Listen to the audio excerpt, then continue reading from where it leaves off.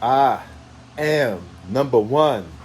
Two is not a winner, and three, nobody remembers. Well, at least Scottie Pippen thinks he's the number one, though. Let's get into it.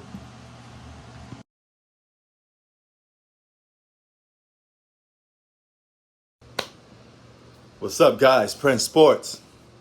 So, guess who decided to man up and want to throw down? None other than Scottie Simp Pippen. Okay? Listen, man. This is another guy that suffering from the case of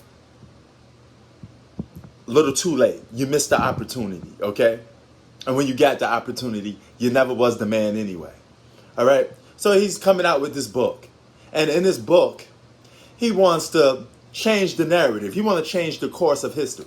He wants to get in a time machine and be something that he wasn't. So he says, without me, the Bulls don't win no championships. Without me, Jordan isn't Jordan. You're wrong on both parts. Oh, shut up, nigga. Number two, okay? Being an alpha, all right? Or being a leader of a basketball team, it's a mental thing, okay? It's how you approach. You are always a softie, so to speak. Mike will put that battery in your back. Because without Mike, you have been getting beat up by Detroit Pistons and doing nothing about it. Probably just complaining about migraines and headaches. I know, Scottie Pippen. Everybody's a victim. Okay? But listen, check this out.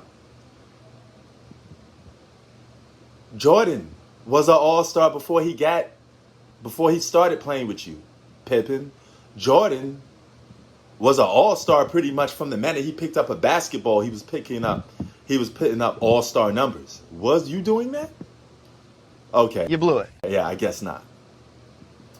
There's a good chance, Scottie Pippen, if you wasn't drafted by the Bulls, whatever other team you've been drafted by, you've been on a trading block every other season because you failed to meet expectations.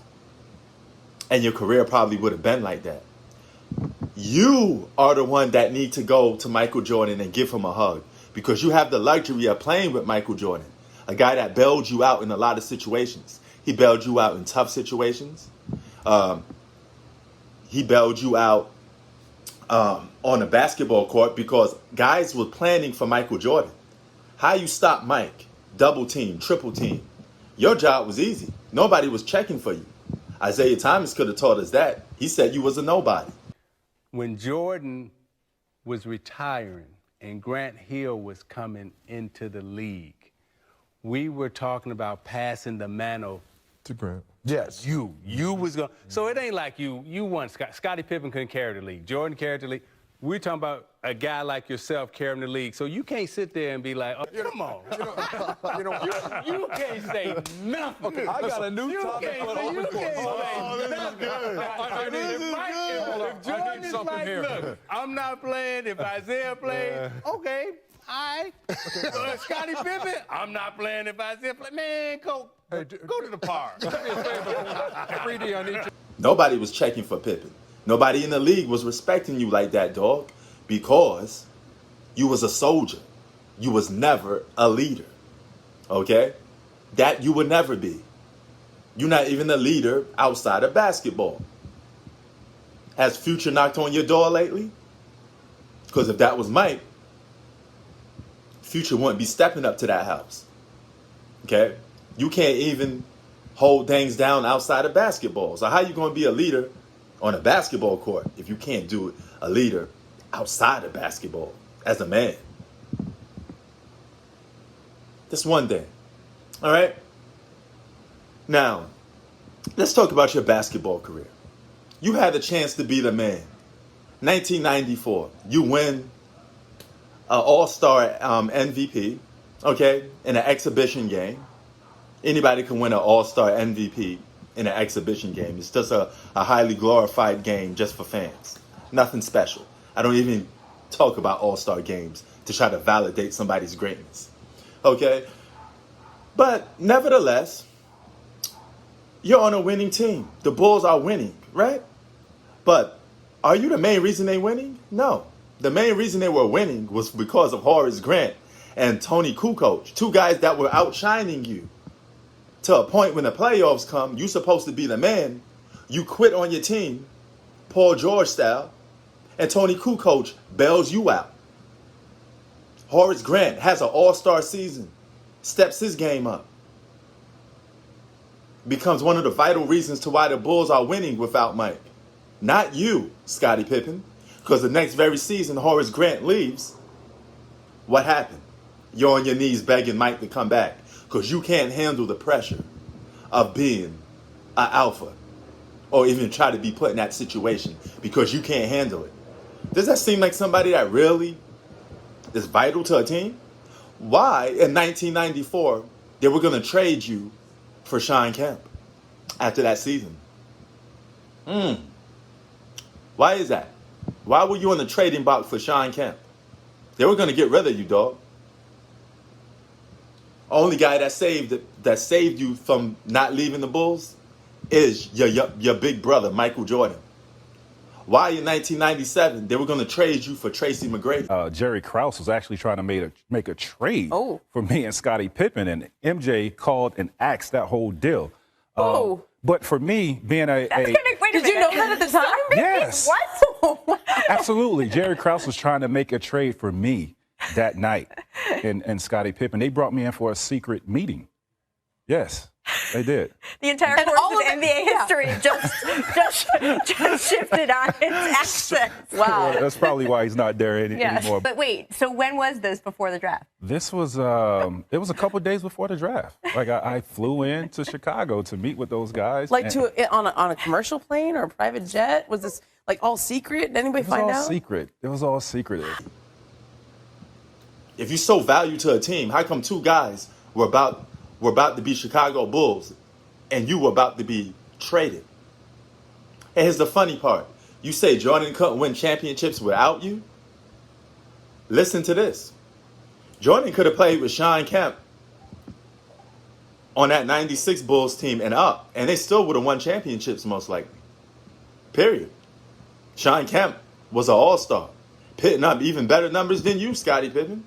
He was on a team that won 60-plus games with Gary Payton. Now reverse the roles. You play with Gary Payton and Sean Kemp is on the Bulls. You still lose, Scottie Pippen. You may not even be in the finals because you don't show up. You disappear in moments, Paul George style. And without Mike there to put that battery in your back, who will you be? Michael Jordan is 50 Cent. You were Lloyd Banks. You were a soldier. Not everybody's meant to be a leader. Some people are meant to be associates. Not everybody could be a supervisor. Okay? If that was the case, the world would be a very hard place to live in if everybody was the same. There has to be diversity when everybody has to be different. All right? Why is that? But let's not jump out the window or jump off a plane without a parachute and start hyping up Scottie Pippen to more than a player than what he was. You get credit for being a sidekick because you were a sidekick, Scottie Pippen, and there's nothing wrong with that. Okay? Absolutely nothing wrong with that. You got a first-class seat to play with one of the greatest basketball player of all time to most people. What you thought? You was going to be Michael Jordan? You thought you was going to be LeBron James? You thought you was going to be Kobe Bryant? You were never built like that. You don't have that star quality. You don't have that I want to be the man on this team. That never was you and never going to be you on and off the court. It just is what it is. Jordan would have been an all-time great with or without you. You know, that's like saying LeBron James wouldn't have been an all-star or wouldn't have been an all-time great without D-Wade. Would he won championships? We don't know. So let's stop the what-ifs. Because if you're going to do what-ifs, I could do the same thing and replace Scottie Pippen with a valuable trade. Because he would have had trade value, right? What if Jordan was playing with Karl Malone? You mean to tell me he can't win championships? If Jordan was playing with Patrick Ewing, he can't win championships. Matter of fact, if Jordan was playing with Patrick Ewing, they'd have beat Detroit Pistons a lot more faster. Because Patrick Ewing was still giving Detroit Pistons buckets. Something Scottie Pippen was flaming away on. And Patrick Ewing wasn't minding the smoke. He wasn't ducking the smoke. Like you, Scottie Pippen. It is what it is. Really, nigga? You a soldier. A doja. Not a capo. You're not Tony Soprano. You never was. You know, you just played the background. And that's good. Because that was your role. All right? Peace. I'm out.